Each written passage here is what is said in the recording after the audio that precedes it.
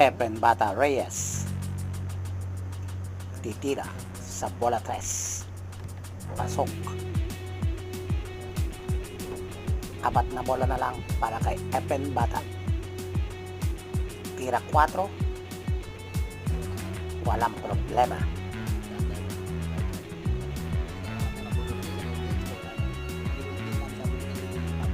Mas lalong walang problema sa bola 5. Ito po ang may problema. Dalawang bolang magkadikit. Tignan natin ang gagawin ni Efren Bata.